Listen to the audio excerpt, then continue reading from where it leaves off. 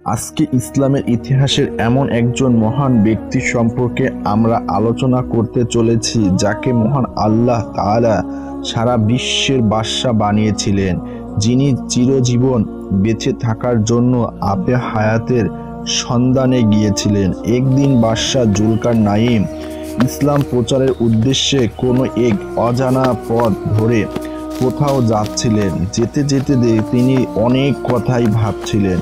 কিছুক্ষণ যাবার পর বাদশাহ জুলকারনাইন ক্লান্ত হয়ে পড়লেন।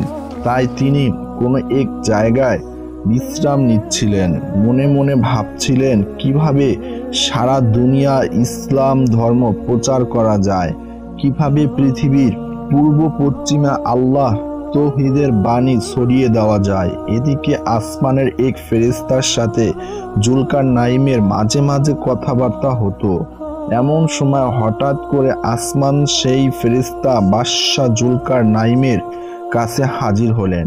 সালাম দিয়ে বললেন, হে বাদশাহ জুলকারনাইন, এত গভীরভাবে কি ভাবছেন? তখন বাদশাহ জুলকারনাইন বললেন, আমি সারা জীবন আল্লাহর ইবাদত করতে চাই এবং ইসলাম ধর্ম প্রচার করতে চাই, কিন্তু একদিন তো মৃত্যু হবেই। তারপর ইসলাম ধর্ম কিভাবে সারা পৃথিবীতে ছড়িয়ে পড়বে? আচ্ছা বলুন তো, আল্লাহর ফেরেশতা কিরূপ ইবাদত করে? এ কথা শুনে ফেরেশতাটি বলল, আসমানের ফেরেশতারা যে ইবাদতই করে কিয়ামত পর্যন্ত সেটি করতেই থাকবে। যদি কোনো ফেরেশতা রুকুতে দাঁড়িয়ে থাকে তাহলে কিয়ামত পর্যন্ত সে রুকুতেই দাঁড়িয়ে থাকবে। আবার কোনো ফেরেশতা যদি সেজদায় থাকে তাহলে কিয়ামত পর্যন্ত সে সেজদায় থাকবে। এ কথা শুনে বাদশাহ জুলকারনাইন বলল, আল্লাহ রাব্বুল আলামিন যদি আমাকে কিয়ামত পর্যন্ত হায়াত দান করতেন তাহলে আমি কিয়ামত পর্যন্ত আল্লাহর ইবাদত মগ্ন থাকতাম, কিন্তু এটা কিভাবে সম্ভব? তখন ফেরেশতাটি বলল, আমি আসমানের উপরে কোনো একদিন শুনেছিলাম পৃথিবীর শেষ প্রান্তে কোহেকাব পর্বতের পাদদেশে একটি অন্ধকার গুহার মধ্যে আবে হায়াত নামক একটি কুয়ার পানি রয়েছে। এটি পান করলে অমৃতত্ব পাওয়া যায়, সে সারা জীবন বেঁচে থাকবে। এই কথা শুনে বাদশাহ জুলকারনাইন আশ্চর্য হয়ে গেলেন। অতঃপর ফেরেশতাটি সালাম গ্রহণ করে বিদায় নিলেন। এবার বাদশাহ জুলকারনাইন চিন্তা করতে করতে রাজ দরবারের দিকে ফিরে লাগলেন। আল্লাহ রাব্বুল আলামিন বাদশাহ জুলকারনাইনকে সারা পৃথিবীর বাদশা বানিয়েছিলেন। তিনি পৃথিবীর পূর্ব থেকে পশ্চিমে ভ্রমণ করেছিলেন। পরের দিন বাদশাহ জুলকারনাইন রাজ দরবারে একটি জরুরি মিটিং এর আয়োজন করলেন। বাদশাহ জুলকারনাইন প্রধান উপদেষ্টা ছিল খিজির আলাইহিস সালাম, আর ছিলেন আল্লাহর প্রিয় লোকমান হাকিম, আরও ছিলেন জ্ঞানী গুণী আল্লাহওয়ালা বুজুর্গ দরবেশ। বাদশাহ জুলকারনাইন যখন সবাইকে জিজ্ঞাসা করলেন, আবে হায়াতের পানির সম্পর্কে আপনারা কি কেউ কিছু জানেন? তাহলে বলুন। উপস্থিত বিশিষ্ট ব্যক্তিদের মধ্যে থেকে একজন বিশেষজ্ঞ বললেন, হুজুর, আমি হযরত আদম আলাইহিস সালামের এক নসিহতনামা পাঠ করে দেখলাম। তিনি বললেন, আল্লাহ তাআলা এই পৃথিবীতে আবে হায়াত নামক এক সুস্বাদু সাদা তরল পদার্থ প্রেরণ করেছেন, যা মানুষ একবার খেতে পারলে কিয়ামত পর্যন্ত তার আর মৃত্যু হবে না। তবে আবে হায়াতের অন্ধকারের গভীরতা অনেক, সেখানে যেতে হলে দামি কোনো মণিমুক্তা পাথর নিয়ে যেতে হবে, নয়তো পথ হারানোর সম্ভাবনা আছে। অপরদিকে থাকা অন্য একজন বলল, আমিও শুনেছি আবে হায়াতের পানি দুধের চেয়েও সাদা, মধুর চেয়েও মিষ্টি। এই পানি পান করলে কিয়ামত পর্যন্ত বেঁচে থাকা যাবে। এটি পৃথিবীর শেষ প্রান্তে কোহেকাব পর্বতের পাদদেশে অবস্থিত। তখন বাদশাহ জুলকারনাইন বলল, আমার রাজত্ব, ক্ষমতা ও দায়িত্ব আপনাদের কাছে দিয়ে আমি আবে হায়াতের সন্ধানে যেতে চাই। অতঃপর বাদশাহ জুলকারনাইন একজন দায়িত্বশীল ব্যক্তির নিকট রাজ্য পরিচালনার দায়িত্ব দিয়ে 12 বছরের জন্য আবে হায়াতের সন্ধানে বেরিয়ে পড়ার প্রস্তুতি নেন। হযরত খিজির আলাইহিস সালামকে কাফেলার পোর্দার নিযুক্ত করে অন্ধকার দেশে আলোর প্রয়োজন, তাই বাদশাহ জুলকারনাইন রাজকোষ থেকে 2টি উজ্জ্বল মানিক নিয়ে একটি খিজির আলাইহিস সালামকে দিয়ে দিলেন এবং আরেকটি নিজে রেখে দিলেন। অতঃপর খিজির আলাইহিস সালাম তার সৈন্যসহ প্রয়োজনীয় খাবার নিয়ে আবি হায়াতের সন্ধানে বেরিয়ে পড়লেন। বাদশাহ জুলকারনাইন প্রথমে পৃথিবীর পূর্ব প্রান্তের দিকে যাত্রা করলেন। যেতে যেতে তারা যখন এক নদীর অবস্থিত হলো, সেখানে উপস্থিত হয়ে তারা দেখলেন নদীতে এক ধরনের মানুষ বসবাস করছে, যাদের সম্মুখে মানুষের ন্যায় আবার পিছনে মাছের ন্যায়। এমনকি তারা নদীর নিচেও বসবাস করে। তারা কখনো কথা বলে না এবং মানুষের সাথে চলাফেরা করে না। এটি দেখে জুলকারনাইন সৈন্যদের বললেন, আপনারা কি এই ধরনের মানুষ জাতির পূর্বে কোনোদিন দেখেছেন? তখন সৈন্যরা বলল, হুজুর, দেখা তো দূরের কথা, এমন মানুষ জাতির কথা আমরা পূর্বে কোনোদিন শুনিও নি। এবার বলল, যাও তাদের 2জনকে ধরে আনো। সৈন্যরা বলল, হুজুর, তাদের ধরে কি করব? জুলকারনাইন বলল, পরীক্ষা করে দেখা হবে আসলে তারা সত্যি কি মানুষ না অন্য কোনো প্রাণী।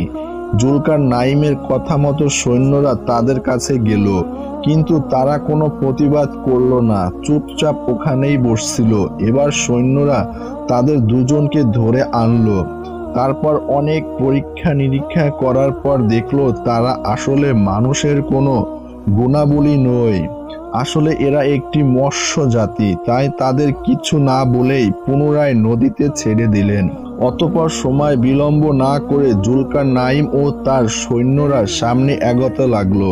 কিছু দূর পর একটি স্থানে প্রবেশ করলো। সেখানে গিয়ে তারা একটি আজব মানুষ জাতি দেখতে পেল। তারা পশুর ন্যায় চায়ে পায়ে হাঁটে এবং তারা পাল বেঁধে জঙ্গলের গুহার ভিতরে বসবাস করে। জুলকারনাইন ও তার সৈন্যদের দেখে তারা এদিকে ওদিকে পালাতে লাগলো। তখন জুলকারনাইন তার সৈন্যদের বলল, এগুলো কোন ধরনের মানুষ জাতি? এদের নাম কি জানো? সৈন্যরা বলল, হুজুর, জানি না। জুলকারনাইন বলল, আপনারা তো এর আগে অনেক গভীর জঙ্গলে দিয়ে যাত্রা করেছেন, তখন কি এমন মানুষ জাতি দেখেছেন? সৈন্যরা বলল, হুজুর, এমন জাতি দেখা তো দূরের কথা, এর পূর্বে এমন মানুষ জাতির কথা কারো মুখে শুনিনি। তখন জুলকারনাইন বলল, যাও তাদের মধ্যে হতে কোনো একজনকে ধরে আনো। সৈন্যরা বলল, হুজুর, তারা তো আমাদের দেখে ভয়ে পালাচ্ছে, তাহলে ধরে এনে কি করব? জুলকারনাইন বলল, তাদের আবারও পরীক্ষা করে দেখা হবে তারা আসলে কি মানুষ জাতি। অতএব সৈন্যরা যখন তাদের কাছে গেল, তারা সবাই ভয়ে ভীত হয়ে গুহার মধ্যে ঢুকে যাচ্ছে।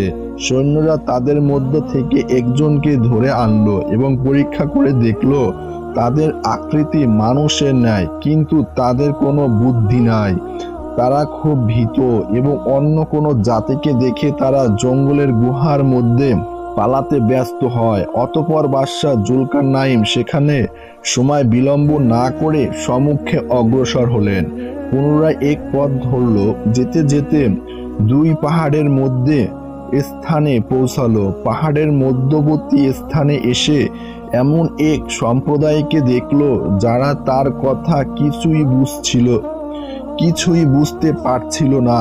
তবে আকার ইঙ্গিতে বাদশাহ জুলকারনাইন তাদের কথা বোঝার চেষ্টা করলো এবং তারা বলল, হুজুর, আপনার মত ন্যায় সৎ বাদশাহ আমাদের মাঝে উপস্থিতি হওয়া আমাদের গর্বিত। তারা বলল, হে জুলকারনাইন, ইয়াজুজ মাজুস নামে মানুষরূপী দৈত্যের এক সম্প্রদায় এ জমিনে খুবই অশান্তি সৃষ্টি করেছে। তারা যখন বার হয় তাদের ভয়ে সবাই ঘরবাড়ি ছেড়ে অন্য জায়গায় আশ্রয় নিতে হয়। তারা সব কিছু ক্ষতি করে দেয়, এমনকি খাদ্য পশু সব কিছু খেয়ে শেষ করে দেয়।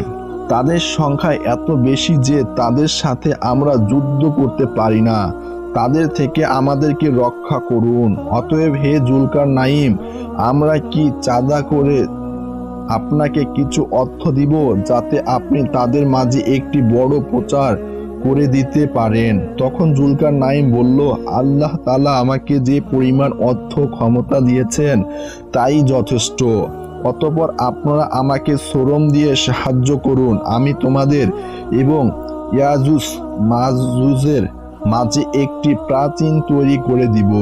অতঃপর বাদশাহ জুলকারনাইন তাদের চরিত্র এবং কার্য সম্পর্কে জানতে চাইলেন। তখন তারা বলল, কতগুলো আছে লম্বা মানুষ মতো জিহ্বাটা, বিশাল বড়, আবার কারো কারো মানুষ ন্যায় শরীর, পশুর মতো চেহারা তাদের, বিশাল লম্বা, দুটি কান আছে, আবার কারো দুটি শিং আছে। তবে অনেক মনীষগণ ও তাফসীরকারক ইয়াজুজ মাজুজ সম্পর্কে এক এক বর্ণনা দিয়েছেন। অতঃপর এই কথা শোনার পর জুলকারনাইন বলল, তোমরা আমার নিকট লোহার পাত সংগ্রহ করে আনো।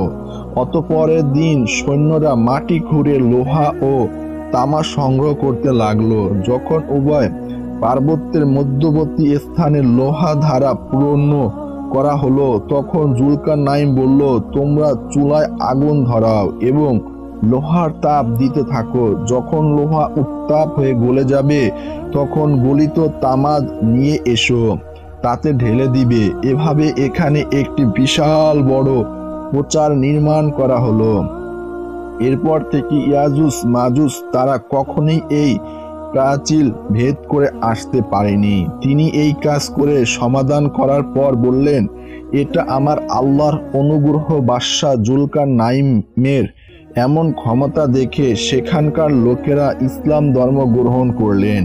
কিয়ামত পর্যন্ত তারা ইয়াজুজ ও মাজুজের অত্যাচার থেকে নিরাপদে থাকবে বলে হাদিস থেকে উল্লেখ পাওয়া যায়।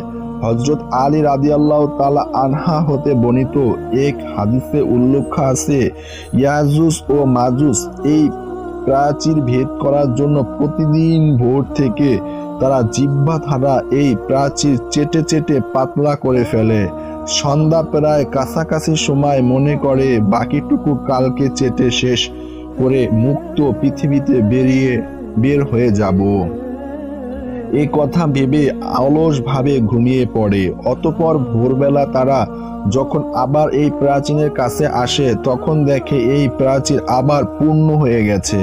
তবে এভাবেই প্রতিদিন তারা এই প্রাচীর চেটে চেটে পৃথিবীতে বেরিয়ে আসার চেষ্টা করছে। তবে তাদের খবর আল্লাহ রাব্বুল আলামিনই ভালো জানেন। অতঃপর তারা উত্তর দিকে রওনা হলেন। সেখানে গিয়ে তারা দেখলেন এক বিশাল প্রাচীন ঘেরা বড় এলাকা। এর প্রাচীরের ও প্রান্তে কি আছে সেটা দেখার জন্য সৈন্যদের নিয়ে জুলকারনাইন এদিক ওদিক ঘোরাফেরা করলো, কিন্তু কোথাও কোনো দরজা পেল না। অবশেষে সৈন্যদের মধ্য থেকে একজনকে ওই প্রাচীরের উপর দিয়ে ভিতরে প্রবেশ করালো। কথা ছিল ওই লোকটি দেওয়ালের ভিতরে থেকে ঘুরে এসে সেখানকার সমস্ত খবরাখবর জানাবে। কিন্তু দীর্ঘ সময় অতিক্রম হয়ে গেল। সবাই তার জন্য অপেক্ষা করছিল যে লোকটি ফিরে আসবে, কিন্তু লোকটি আর ফিরে এলো না। এবার জুলকারনাইন আরেকজনকে দেওয়ালের উপরে তুলে দিলেন। সে যে দেওয়ালের উপর থেকে দেখে ওই প্রান্তের সমস্ত খবর দেয়। কিছুক্ষণ পর ওই লোকটিও দেওয়ালের উপর থেকে অদৃশ্য হয়ে গেল। দীর্ঘ সময় অতিক্রম করার পর সে লোকটিও ফিরে এলো না। তখন জুলকারনাইন ভাবলেন সেখানে কোনো রহস্যময় গজবী জাতির অস্তিত্ব রয়েছে, আর কোনো লোককে হারাবে না বলে জুলকারনাইন আর সামনে এগোলো না। অতঃপর সেখানে সময় বিলম্ব না করে তারা আবারও পূর্ব দিকে রওনা হলেন। এরপর কিছুদূর গিয়ে তারা দেখলেন একটি সুন্দর শহর। সেখানকার মানুষজন শিক্ষিত এবং জ্ঞান বিজ্ঞানে খুবই উন্নত, কিন্তু তাদের ভাষা বোঝা খুবই কঠিন ছিল। বাদশাহ জুলকারনাইনকে দেখে তারা সালাম গ্রহণ করলেন। তারা বলল, হে জুলকারনাইন, আপনি এখানে আসায় আমরা খুবই খুশি হলাম। তখন বাদশাহ জুলকারনাইন তাদেরকে কলেমার দাওয়াত দিলেন। আল্লাহ এক, আল্লাহ ছাড়া কোনো উপাস নাই। এই কথাটি তারা এক বাক্যে কবুল করে নিল।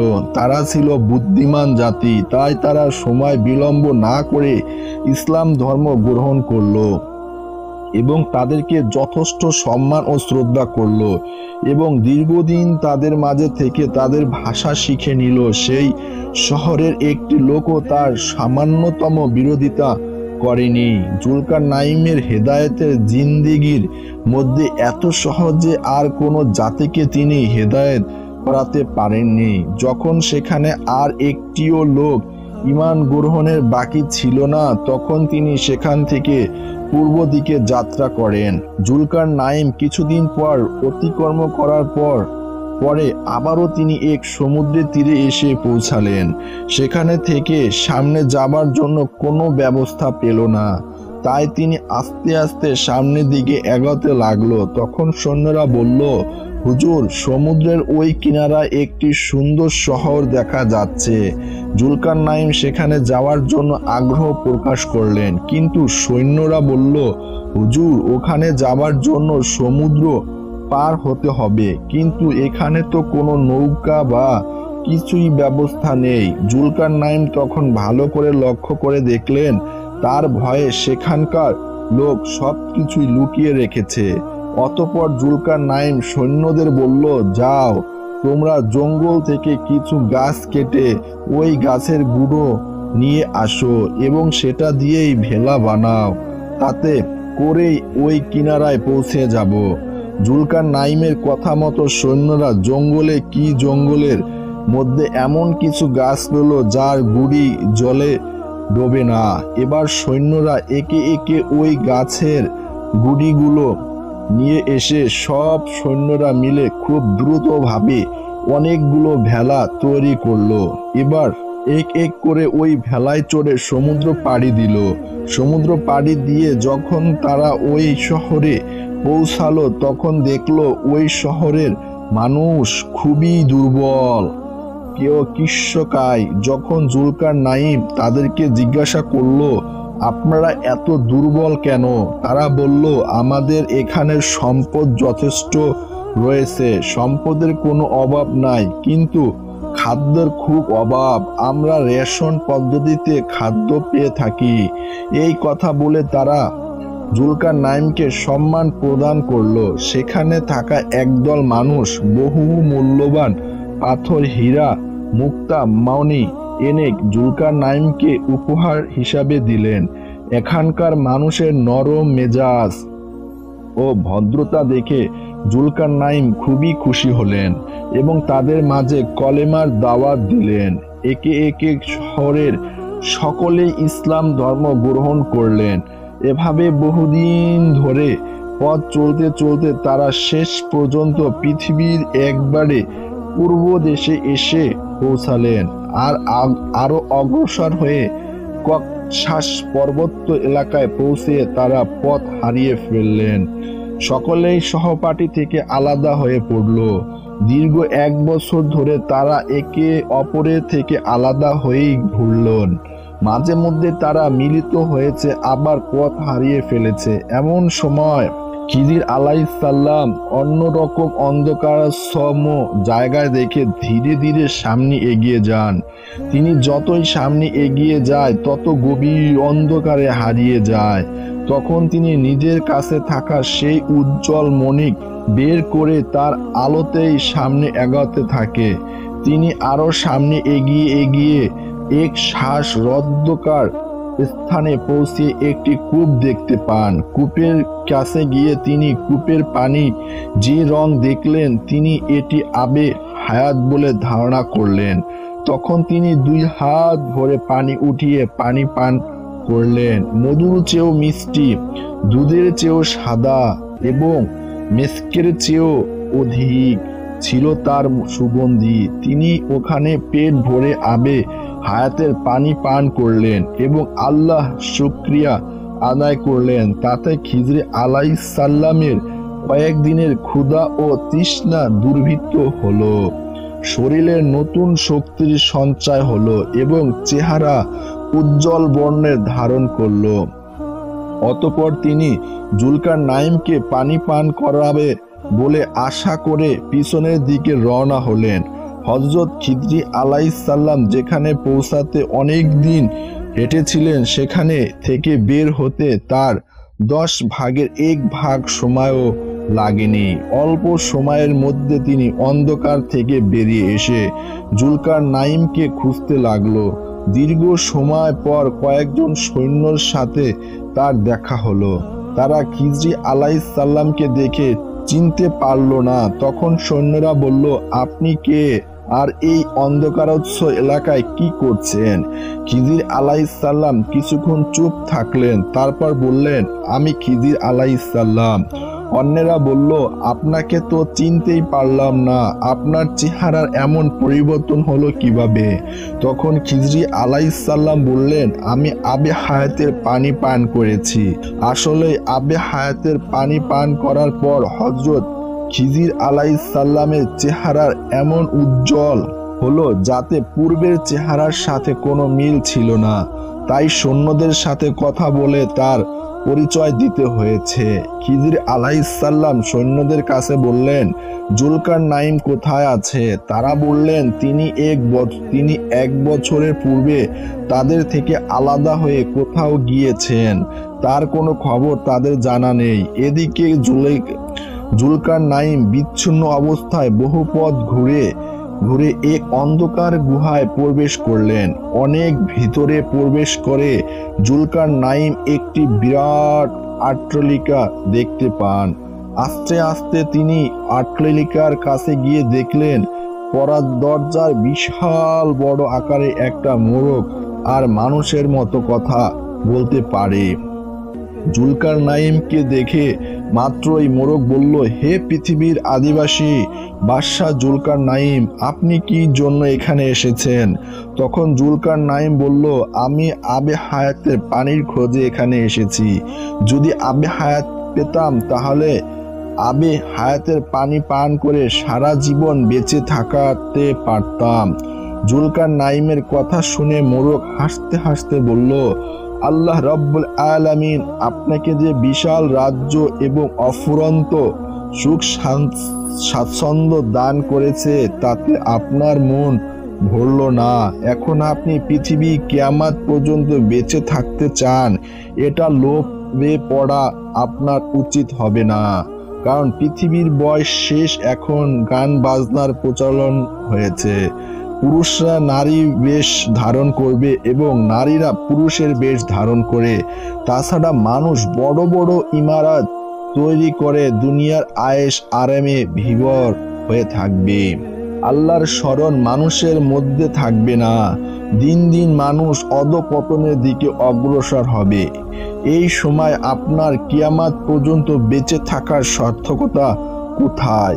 এই কথা বলে তারা পালকগুলো ঝাপটাতে লাগলো। তখন অট্টালিকাগুলো মণিমুক্তা ও জহরত হীরা পান্না নামক বহু মূল্যবান পাথর পরিপূর্ণ হয়ে গেল। তখন মোরগ জিজ্ঞাসা করলো, আপনি কি এইসব নিতে চান? তখন জুলকারনাইন বললেন, আমি এইসব চাই না। অতঃপর মোরগ বলল, তবে আপনি সামনের দিকে এগিয়ে যান, আর কিছু জানতে পারবেন। তখন জুলকারনাইন মোরগের কথা মতো সামনের দিকে এগিয়ে গেল। সামনের দিকে কিছু দূর গিয়ে দেখলেন ইসরাফিল ফেরেশতার ন্যায় একজন বিরাট বড় সিংহা নিয়ে দাঁড়িয়ে আছে। সে কোন দিকে তাকাচ্ছে না, শুধু আকাশের দিকে তাকিয়ে আছে। জুলকারনাইন সেখানে পৌঁছিয়ে ইসরাফিল ফেরেশতাকে সালাম দিলেন। অতঃপর ইসরাফিল ফেরেশতা তাকে বলে, হে জুলকারনাইন, তুমি কি উদ্দেশ্যে নিয়ে এখানে এসেছো? জুলকারনাইন বললেন, আমি আবে হায়াতের পানি অনুসন্ধান করছি। আমি আবে হায়াতের পানি পান করে কিয়ামত পর্যন্ত বেঁচে থাকতে চাই। তখন ইসরাফিল ফেরেশতা জুলকারনাইনের কথা শুনে বলল, তোমার এই লোভ না করাই উত্তম। দীর্ঘ হায়াত লাভ করে কেউ আল্লাহ রাব্বুল আলামিনের নৈকট্য লাভ করতে সক্ষম হয়নি। অতএব সোজা নিজের বাড়িতে ফিরে যাও এবং আল্লাহ রাব্বুল আলামিন যে হায়াত দিয়েছেন তার শুকরিয়া আদায় করো। মনে রেখো, এই সময়ের মধ্যে যেন বেকার মুহূর্ত না কাটে। এই কথা বলার পর জুলকার নাইমকে এক টুকরো পাথর দিয়ে এবং বলল, এই পাথর ধারা আমরা কথাগুলো পরীক্ষা করো। অতঃপর জুলকার নাইম পাথর নিয়ে অন্ধকার এলাকা থেকে আলোর দেশে রওনা হলেন। প্রতিমধ্যেই মাটির উজ্জ্বল রং ধারণ করলো। তার বিশিষ্ট সঙ্গী লোকমান হাকিমের নিকট জিজ্ঞাসা করলেন, এটি এভাবে উজ্জ্বল হয়ে উঠছে কেন?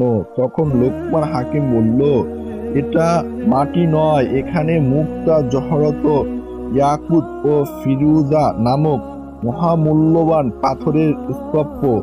আপনার প্রয়োজন হলে নিতে পারেন। তখন জুলকার নাইম সেখানে থেকে কিছু পাথর নিয়ে নিলেন। দীর্ঘ সময় পরে তারা অন্ধকার থেকে আলোর দেশে এসে পৌঁছালেন। তখন দেখলেন পাথরের কুড়ানো পাথরগুলো বাস্তবে কি অমূল্য পাথর। আর ইসরাফিল ফেরেশতার দেওয়া পাথরটি একটি বিড়ালের মাথার আকৃতির সাদা পাথর। এই পাথর সম্পর্কে জুলকার নাইম লোকমান হাকিমের কাছে জিজ্ঞাসা করলেন, এটি তাকে দেওয়ার কারণ কি? তখন লোকমান হাকিম বলল, এই পাথর তাকে দেওয়ার উদ্দেশ্য হলো আপনাকে পৃথিবীর সব কিছু লোভ পরিত্যাগ করায়। আপনি এই পাথর পালায় মেপে দেখুন, পৃথিবীর কোনো কিছু ওজন পাবেন না। একমাত্র পাল্লার মাটি ভর্তি করলে তারা ওজনটা সঠিক পাবেন। এর অর্থ হলো পৃথিবীর সবকিছুই মূল্য বাস্তবতা বেকার এবং একমাত্র মাটি বাস্তবতাই সঠিক। অতএব মানুষ মাটির শরীর একদিন মাটিতেই মিশে যাবে। অট্টালিকা, পেশা, টাকা পয়সা, খাট পলঙ্ক, ধন দৌলত কোনো কিছুই সঠিক নয়। অতএব সেই মাটিতেই চিরদিন থাকার জন্য প্রত্যেককে প্রস্তুত হওয়ার প্রয়োজন।